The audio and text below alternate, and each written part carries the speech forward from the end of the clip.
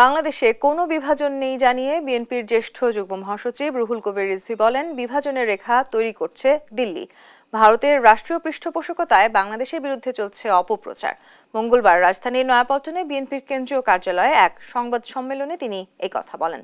এ সময় তিনি বলেন, ছাত্র জনতার আন্দোলন নিয়েও সেখানকার মিডিয়ায় কুৎসা রটাচ্ছে।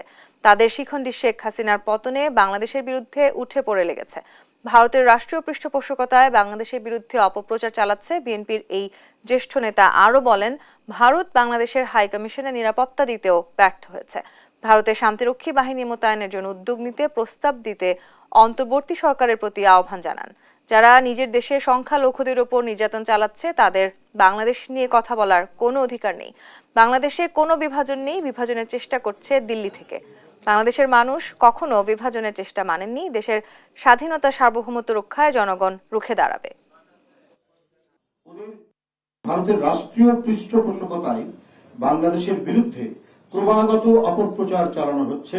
ভারত কখনোই সহাবস্থানের লিটারেসি আয়ত্ত করেনি, যে কারণেই আশপাশের দেশগুলোর পরিচিত পরিপার্শ্বকে উপেক্ষা করে আগ্রাসনের পথ ধরে। আমরা ভারতের উগ্রবাদী সরকার ও উগ্রবাদী হিন্দু কর্তৃক ভারতের সংখ্যালঘুদের উপর নির্যাতন, হত্যা, অধিকার লঙ্ঘনের তীব্র নিন্দা জানাচ্ছি।